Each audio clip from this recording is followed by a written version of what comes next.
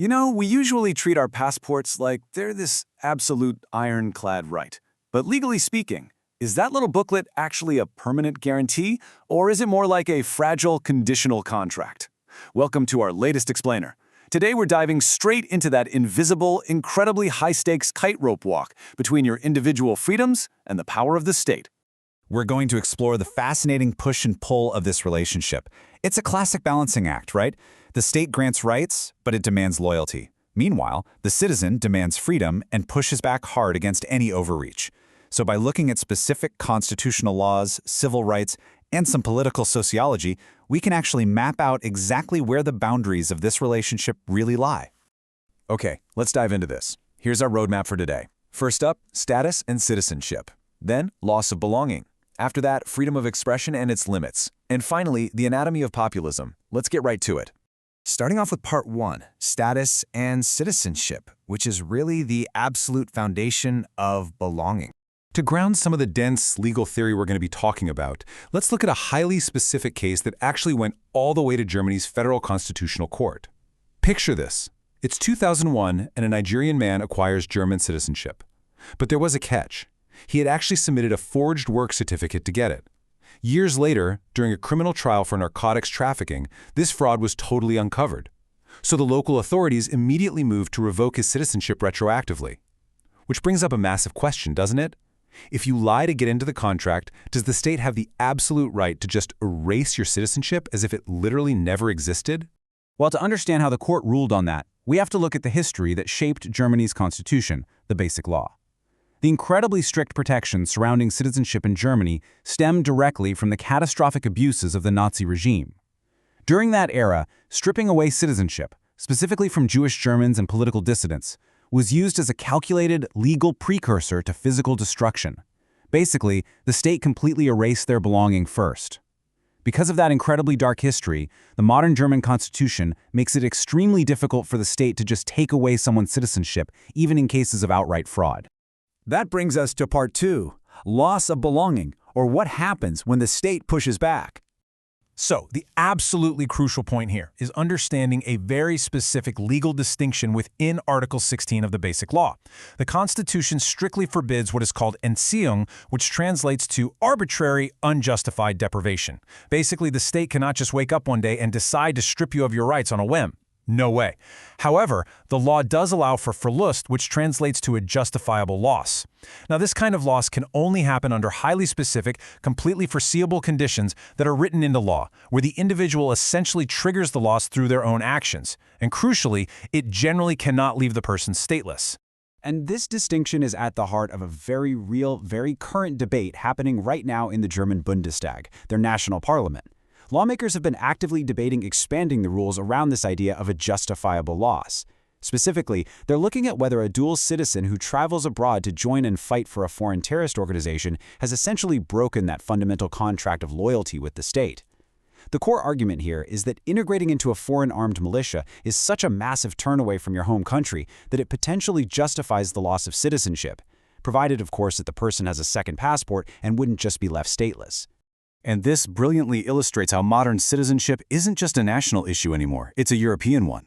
According to a landmark European Court of Justice ruling known as the Rahmen case, taking away a member state's citizenship also strips that person of their rights as a European Union citizen. Because of that, the state must pass a really strict 3-step proportionality test.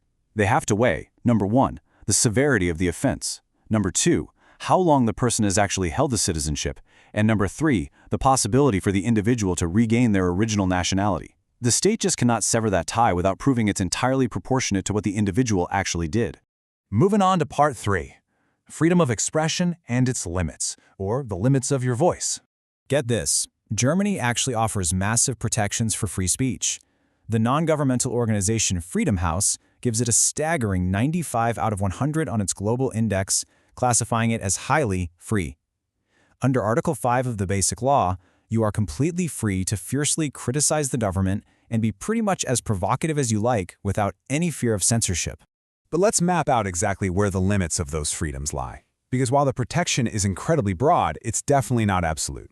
The state draws a very firm, impartial line here. Satire, provocation, harsh government criticism, all entirely permitted and totally protected. But freedom of expression strictly ends the second human dignity is violated. Illegal speech includes incitement to hatred, violence against specific groups, and, again, deeply tied to that historical context we talked about earlier, the denial or glorification of Nazi crimes. In these specific cases, the state prioritizes the protection of human dignity and public safety over an individual's right to say whatever they want. It's a very carefully managed boundary. Which brings us to our final section, Part 4, the anatomy of populism, or what happens when the citizen pushes back.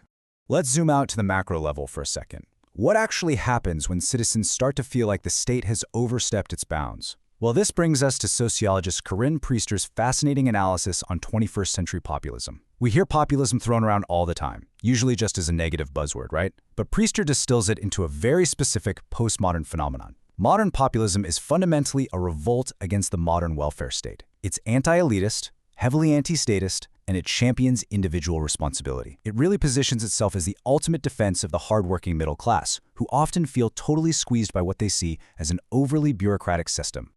Now, what's really interesting about this quote is that it gives us the real human voice behind this theory. Listen to this from the late Dutch politician Pim Fortuyn, who was a huge pioneer of this modern populist style. Notice how he didn't focus his anger on traditional political enemies. Instead, he targeted what he called the diligent, hardworking technocrats. He was articulating a deep-seated fear of a paternalistic state, a state that uses technology, bureaucracy, and just endless regulations to monitor and control the behavior of its citizens, rather than just backing off and letting them live their lives. And that reveals an absolutely incredible paradox in political science. If you look at the media, populism is almost universally perceived and labeled as strictly anti-liberal. But Priester's analysis points out something fascinating. In its fight against the nanny state, modern populism actually relies heavily on classical liberal and even neoliberal ideals. Think about it. They want a society based on private contracts, individual autonomy, and self-reliance, totally free from state interference. In so many ways, their economic and social demands directly mirror the ultimate deregulation championed by classical liberals. It's a huge overlap, but it often goes completely unnoticed. So that leaves us with one final provocative question drawn directly from our sources for this explainer. When citizens push back against the state in this way, is populism inherently a danger to democracy? Or in times of rapid modernization and bureaucratic overreach, does it actually serve as a useful corrective, like an early warning system flashing that the balance between the citizen and the state has fallen out of alignment? It's a question that really challenges us to look beyond the headlines and examine that invisible contract binding us to our countries. Thanks so much for joining me on this explainer, and keep questioning the structures around you.